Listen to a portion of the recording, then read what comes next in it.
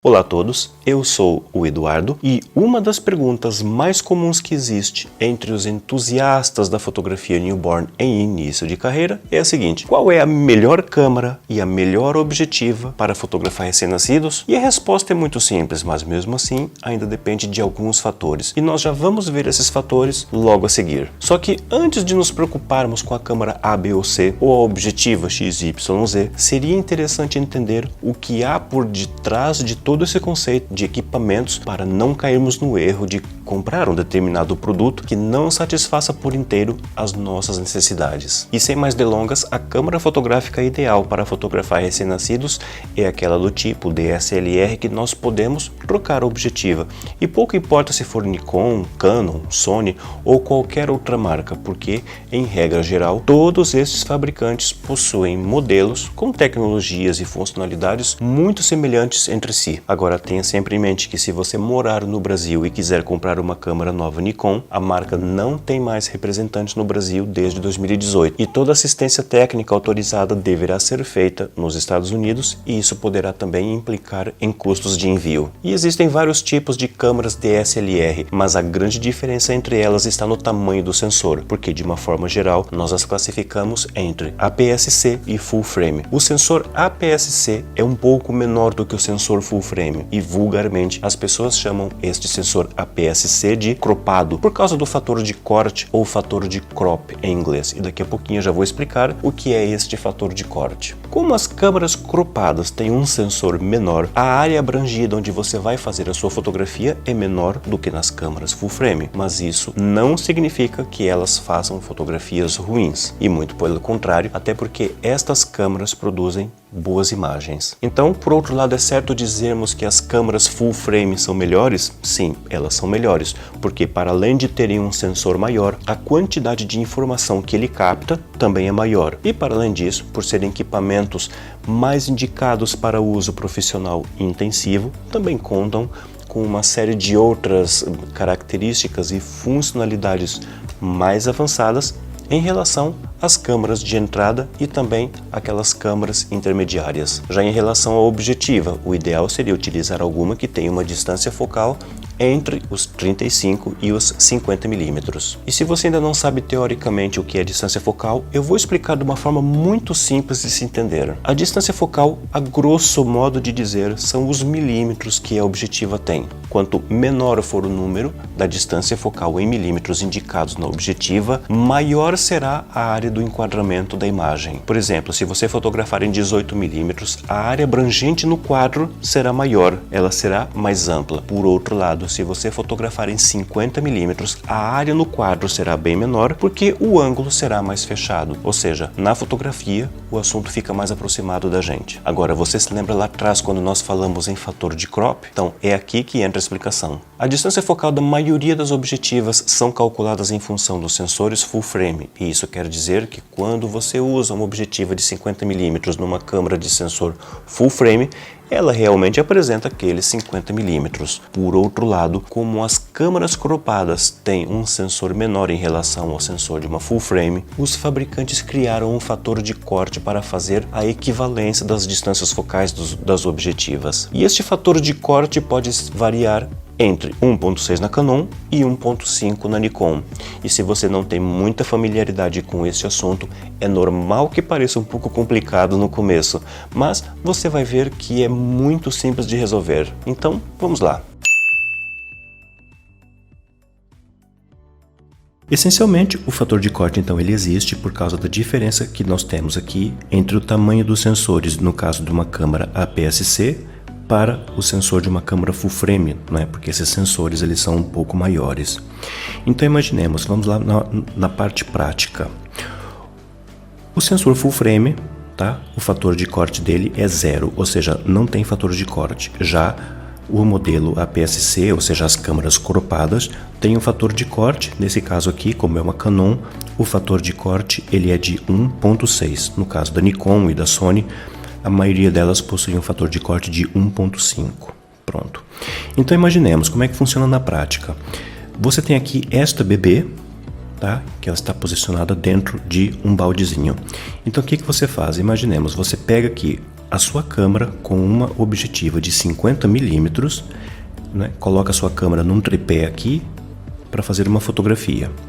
Então, se você utilizar uma objetiva de 50 milímetros numa câmera full frame, como não tem fator de corte, então nós teremos um fotograma real em 50 milímetros, ou seja, a sua fotografia será realmente 50 milímetros. Agora, se você não mover o tripé, trocar a câmera e utilizar a mesma objetiva de 50 milímetros numa câmera APS-C, ou seja, numa câmera cropada, nesse caso aqui com 1.6, o que acontece? Nesse caso, você tem os 50 milímetros da objetiva, multiplica pelo fator de corte da câmera, que é de 1.6, e você tem aqui 80 milímetros, tá? Ou seja, isso é um fotograma equivalente, tá? É equivalente, não é real. Real, neste caso, é aqui quando se utiliza uma câmera full frame.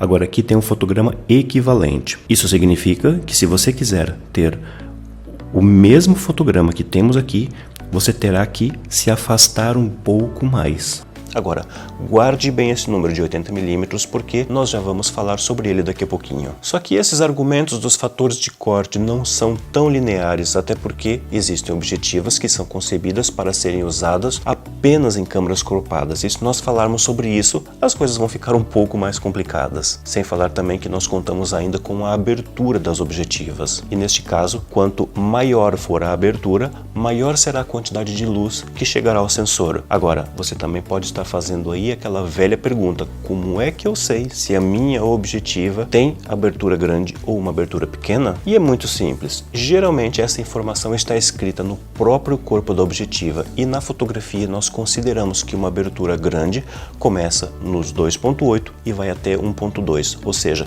de forma inversa. E repare que aqui na abertura os números também são invertidos da mesma forma que acontece com as distâncias focais. Quanto menor o número, maior será a abertura. E a gama mais comum de aberturas que existe nas objetivas de kit, que são aquelas que nós compramos juntamente com a câmera fotográfica, está entre os 3.5 e os 5.6, ou seja, ela é 3.5 quando o zoom está no mínimo e 5.6 quando o zoom está no máximo da distância focal. Agora, depois de todas essas explicações mais detalhadas, vamos resumir isso tudo para chegarmos então a uma conclusão. Reparem bem que as câmeras fotográficas e objetivas são dois grandes mundos repletos de características, tecnologias e funcionalidade. E no caso das objetivas, ainda teríamos muitas coisas por falar. E com base na nossa experiência, se fôssemos te dar um conselho, a nossa sugestão seria que você começasse com qualquer câmera, desde que seja do tipo DSLR, e apostar um pouco mais em objetivas de melhor qualidade, porque nós conseguimos notar a diferença entre duas câmeras diferentes, mas o impacto que uma boa objetiva causa na imagem é muito mais perceptível, sobretudo nas objetivas fixas, que são aquelas que não têm zoom, porque se ela tiver uma grande abertura, em alguns casos você conseguirá focar bem o rosto do bebê e desfocar o fundo, que é aquilo que nós chamamos de efeito bokeh, sem contar que a qualidade dos materiais é superior nas objetivas fixas. E se tem uma lente que a maioria dos fotógrafos não abre mão, é a famosa 50mm fixa, que muitas pessoas chamam carinhosamente de cinquentinha. E existe uma vasta gama desse tipo de objetivas e todas elas são muito famosas, e nós temos as objetivas de 1.8, 1.4 e 1.2, e geralmente quanto maior for a abertura, mais elevado será o preço. Agora, você se lembra lá atrás quando nós falamos nos 80mm do fator de corte? É aqui que você tem que ter muita atenção para não cometer um erro muito comum que acontece com a maior parte das pessoas que estão iniciando e não têm orientação. Pelo simples fato da objetiva de 50mm ser a mais utilizada neste tipo de fotografia, você tem que considerar que esta objetiva de 50mm se transforma numa 80mm numa câmera cropada se o fator de corte dessa câmera for de 1.6. Isso significa que quando você fotografar o bebê de corpo inteiro num cenário mais amplo, você terá que se afastar mais. E se não tiver um assistente, você poderá estar colocando em risco a segurança do bebê. Porque se você estiver longe e o bebê se mexer ou virar sobre alguma superfície, o seu tempo de reação para segurá-lo será muito menor. Então, Pondere também a possibilidade de utilizar uma 35mm fixa se você tiver uma câmera cropada, porque desta forma ela será o equivalente a uma 56mm e te dará um campo de visão mais amplo sem ter que se afastar muito do bebê. Gente, eu acredito que este vídeo seja um pouco complicado para algumas pessoas que não estão muito familiarizadas com estes termos mais técnicos da fotografia. Até porque quem entende um pouco mais sabe que isso tudo é mais do que óbvio. E a intenção aqui não é complicar, mas verdadeiramente mostrar com detalhes por que algumas pessoas acertam nas suas escolhas e outras nem tanto. E vocês podem acreditar que nós também já falhamos na escolha de equipamentos, porque no início da nossa carreira nós pensávamos que tínhamos que ter sempre os melhores equipamentos para começar. Só que o grande detalhe aqui é que existe muita informação dispersa pela internet e isso acaba sempre por gerar alguma confusão, sobretudo para quem está ainda no começo. Por isso, o ideal seria começar com o equipamento que você tem agora e com o dinheiro que você for ganhando com as suas primeiras sessões, investir primeiramente em objetivas de melhor qualidade, porque, para além do impacto que elas têm diretamente na fotografia, elas tendem a durar muito mais tempo do que o próprio corpo da câmera fotográfica. E lá está, investir em boas objetivas será sempre um investimento seguro. E não se esqueça que o objetivo inicial é fazer fotografias, e isso significa que até mesmo a mais básica de todas as câmeras, com a mais básica de todas as objetivas, que é a 18-55mm, é capaz de produzir boas fotografias. Porque se você tiver uma boa quantidade e qualidade de luz, a performance do equipamento será satisfatória. E acredite ou não, se você não tiver uma boa luz na sua sessão, você pode ter os melhores equipamentos do mundo, que os resultados sempre ficarão abaixo das expectativas. E se você ainda não fez o download gratuito do nosso e-book Como Fotografar Newborn, eu vou deixar o link dele aqui embaixo na descrição do vídeo. E já agora se inscreva também no canal e ative o sino de notificações para que você receba em primeira mão todos os nossos conteúdos sobre fotografia de recém-nascidos. Fique bem e até a próxima!